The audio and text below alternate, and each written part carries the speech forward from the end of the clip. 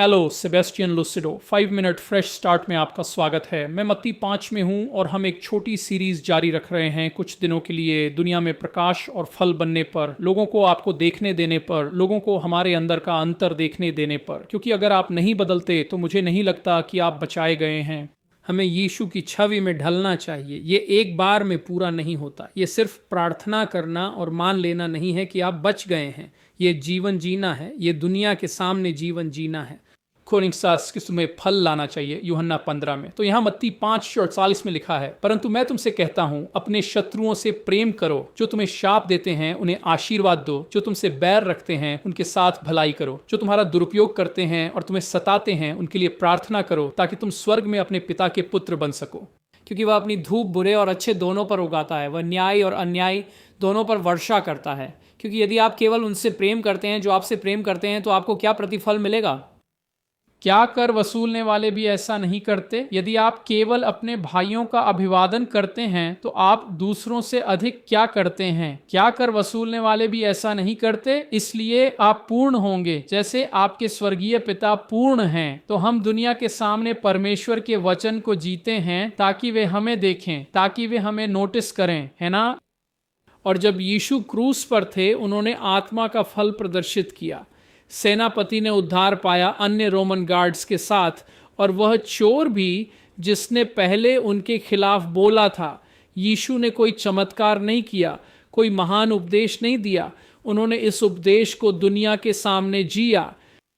उसने कहा, पिता उन्हें माफ कर दो, वे नहीं जानते कि वे क्या कर रहे हैं। हर दूसरा व्यक्ति जिसे उन्होंने सूली पर चढ़ाया उन पर गालियां देता, चिल्लाता, उनकी मां को गाली देता, उनके पिता को गाली देता, और वे हंसते। लेकिन यह व्यक्ति सौम्य था और फिर भी दूसरों की परवाह करता था। तो जब हम दुनिया से अलग व्यवहार करते हैं, इसके बारे में सोचें। चलिए इसे समझते हैं और बढ़ाते हैं।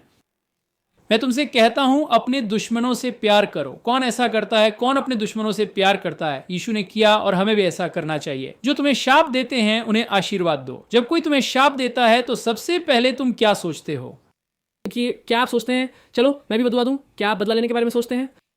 क्या आप सोचते हैं मुझे उस व्यक्ति से नफरत है? बाइबल हमें बताती है नहीं, रुक जाओ। ये कहती है और उन लोगों के साथ अच्छा करो जो तुमसे नफरत करते हैं। तो जो लोग मुझे कोसते हैं और मुझसे नफरत करते हैं, हाँ, यही तुम्हें अलग बनाता है। यही आत्मा का फल है, यही प्रेम में चलना है। यीशु बाद में कहते हैं, कर वसूलने वाले उन लोगों से प्रेम करते हैं जो उनसे प्रेम करते हैं। कर वसूलने वाले उन लोगों के प्रति अच्छे होते हैं जो उनके प्रति अच्छे होते हैं। दुनिया की तरह मत दिखो, अलग दिखो।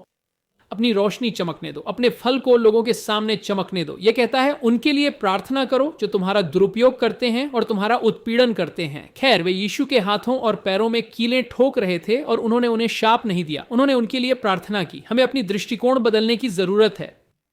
हमें दुनिया के सामने अपने व्यवहार और प्रतिक्रिया को बदलने की ज़रूरत है। हमें अपने शब्दों और कार्यों को बदलने की ज़रूरत है। ये मन को नया करने के माध्यम से आता है। ये परमेश्वर के वचन को अत्यधिक सीखने, उसे हमारे हृदय में बीज के रूप में बोने, उसकी रक्षा करने, उसे सुरक्षित रखने और फिर उस वचन में चलने से आता है। आप यह तब तक नहीं कर सकते जब तक आपके पास परमेश्वर का वचन नहीं है। परमेश्वर का वचन ही वह है जो बदलता है। परमेश्वर का वचन ही है जो हमारे सोचने, कार्य करने और प्रतिक्रिया देने के तरीके को बदलता है। दुनिया को हमारे अंदर यीशु को हमारे सांसारिक मन से अधिक देखना चाहिए, केवल हमारे मन से नहीं। जब आप आत्मा के फल को देखते हैं, जब आप देखते हैं कि यीशु हमसे क्या मांगते हैं। 1 कुरिन्थियों 13 कहता है कि आपके पास पहाड़ों को हिलाने का विश्वास हो सकता है। आप अपना शरीर जलाने के लिए दे सकते हैं, आप सब कुछ दे सकते हैं। अगर आपके पास प्रेम नहीं है, आत्मा का वह फल, तो आप कुछ नहीं है। आपके पास कोई पुरस्कार नहीं है। तो जब हम इसे देखते हैं, हमें अपने जीवन पर भगवान की अपेक्षा को समझना होगा। हमें दुनिया के सामने फल लाना चाहिए। खैर, आज सुनने और देखने के लिए धन्यवाद। कृपया साझा करें, फॉलो करें, लाइक करें। ये हमारे एल्गोरिदम में मदद करता है। क्या आप चाहते हैं कि हमारी सेवा बढ़े? बस इसे लाइक करें, इसे शेयर करें, बस एक टिप्पणी करें। देखने वालों के अनुपात में इंटरैक्शन यह निर्धारित करता है कि फेसबुक इसे कितनी दूर तक भेजेगा। हमारे पास लगभग 1,50,000 फॉलोअर्स हैं। उनमें से अधिकांश इसे नहीं देखेंगे जब तक आप लाइक, शेयर और फॉलो नहीं करते, और इससे हमें मदद मिलती है। और दूसरी चीज़ जो हमें मदद करती है वह है हमारे साथ साझेदार बनना। यदि हम आपको आध्यात्मिक रूप से पोषण दे रहे हैं, यदि आप हमारे मंत्रालय से प्रकाश और फल प्राप्त कर रहे हैं, तो हमें $10 या $25 प्रति माह दें और हमारी यात्रा में हमारी मदद करें, ताकि हम भगवान के वचन को जितने स्थानों पर हो सके सिखा सकें। ये संदेश अब आपके कारण, हमारे साझेदारों के कारण 6 अन्य भाषाओं में अनुवादित किया गया है और पूरी पृथ्वी पर राष्ट्रों को भेजा गया है। अमेरिका को नहीं, उन राष्ट्रों को भेजा गया है जिनकी प्रमुख भाषा वे अनुवाद हैं, जैसे हिंदी, चीनी, रूसी, स्पेनिश, फ्रेंच, अरबी। तो इसे मध्य पूर्व अरबी देशों में भेजा जाता है। ये सिर्फ यहाँ नहीं है, हम इसे यहाँ विज्ञापित भी नहीं करते, इसे वहाँ भेजा जाता है। तो आपका $5 या $10 या $25 या $50 हमें इसे जारी रखने में मदद करता है। खैर, भगवान आपका भला करे। देखने के लिए धन्यवाद। आपका दिन शुभ और शानदार हो। आज देखने के लिए धन्यवाद। सूचित रहने और मंत्रालय के साथ खड़े रहने के लिए watchandsofttruth.com पर जाएं। आपको मुफ्त संसाधन, पूरी शिक्षण श्रृंखला और सुसमाचार फैलाने में हमारे साथ साझेदारी करने के तरीके मिलेंगे। आज ही watchandsofttruth.com पर दान करें।